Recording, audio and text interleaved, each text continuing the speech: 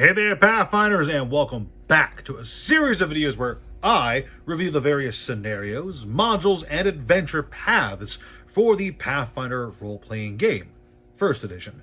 In this video, I'll be continuing my review of the many Pathfinder Society scenarios with Murder on the Silken Caravan, Scenario 3 from Season 0. A fair warning. This video, as well as all videos in this playlist, will contain some spoilers for the adventure itself, so viewer discretion is advised. Murder on the Silken Caravan is an adventure for levels 1 to 5, written by Greg Vaughan, a name I am definitely mispronouncing.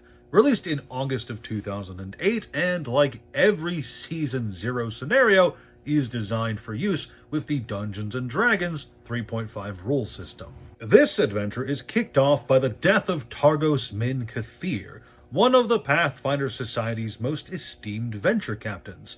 Captain Adriel Hestrom returns for this adventure from the first scenario, and tasks the players with helping to fulfill Targos' last wish. To that end, the party is sent on a journey to the oasis city of Lopul, where they need to gather Targos' remains and then join up with the Silken Caravan, that's the name of the adventure, in order to ferry the body to his ancestors' resting place in Kathir. Act 1 sees the player characters arriving in Lopul and quickly locating Targos' former address.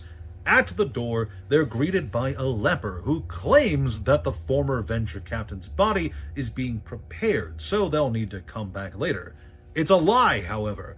This is actually a cultist of Lamashtu, here to desecrate Targos' body in an act of revenge.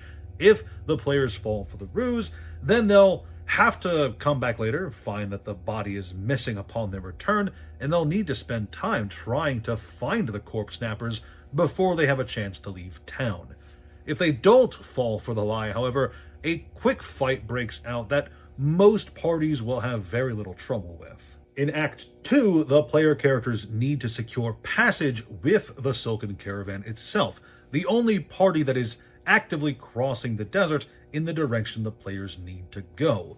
While camels and supplies have been provided by the Pathfinder Society, it would be foolish to try and cross the desert alone.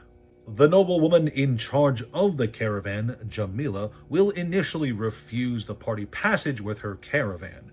They, and some other late arrivals, such as a shady merchant and a Taldor knight, stretched the limit of her group and would only slow them down. The challenge here is convincing Jamila to accept the party, which can be done either with some successful checks or by properly explaining what it is they're doing. Act 3 occurs during the second day of the journey across the desert, a raid by goblins and hobgoblins that just so happens to occur at the same time as a sandstorm that is ripping through the area. 13 enemies attack, double that in the higher tiers, and players will have to contest with the storm and the goblin foes to emerge victorious. After the enemies have been slain and the sandstorm subsided, the players and some NPCs find that they've actually been quite separated from the main group, and they need to scramble to find their way back to the caravan proper. During their search, they'll find the corpse of one of their fellow travelers, the shady merchant from before, who was very clearly murdered. After all, his own dagger is sticking out of his bag. During Act 4, the party is following the trail, trying to catch up to the caravan, when they stumble upon an ancient shrine of Irori, a giant statue that houses some harpies. The flying monsters attack and can actually carry off one of the NPCs if the players aren't fast enough in dispatching the birds. The shrine can be climbed in order to reach the harpy's nest, where the player can actually find some stolen loot from the caravan itself. How curious. The finale of the adventure sees the party finally catching up to the caravan itself just as it's put under attack again. As it turns out, that Taldor knight from earlier was behind the attacks the entire time, and with a band of hobgoblins at his disposal, he has the caravan surrounded and the Lady Jamila at his mercy. A timely intervention from the party will save her life and lead to a pretty standard final encounter with the corrupt knight and his cronies.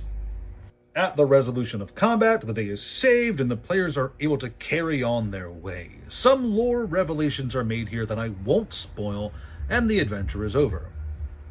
Now, I'm going to be honest here, guys. This is one of the rougher adventures in Season 0. I have both ran and played Murder on the Silken Caravan, and from both sides of the Game Master screen, I can say with some confidence that it's not very enjoyable. The meat of the adventure brings players to the desert where, especially at lower levels, they'll need to be making almost non-stop checks to avoid becoming baked raisins in the desert heat. While most of the fights are fairly normal, the encounter with the harpies is especially rough. Players are directed to climb up this massive statue in the middle of the desert if the harpies manage to carry off one of the NPCs, and fighting flying enemies while climbing this thing is not enjoyable. The rest of the encounters, like I said, are relatively inoffensive, but none of them are really fun enough to make up for the miserable time most parties will have fighting at this statue. To make matters worse, the faction missions for Murder on the Silken Caravan are abysmal and all over the place, with only the Kadira faction mission really being easy for players to pull off as the adventure is presented. The rest either need players to slow down the adventure or do things that don't really help with the group, or, in one case, could lead to trouble. You see, the Taldor mission has players actively aiding the bad guys by covering up their tracks, which is just wild to me.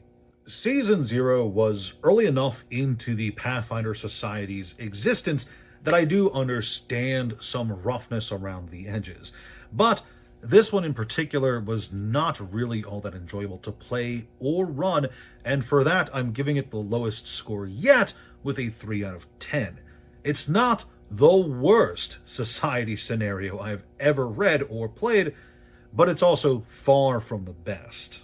And there you have it. Thank you so very much for watching, and if you want to see more Pathfinder review content, then be sure to let me know by leaving a like and a comment. It really does help this video get seen more, and if this one does well, more are in the future. If you're interested in me talking about RPGs, TCGs, and gaming hobbies in general, then do subscribe because I try to put out new content basically every single day. Finally, of course, check out my Discord, my Patreon, and my TCG Player Store. Links are in the description below. Thanks again for watching, and have a great day. See you guys next time. Ciao.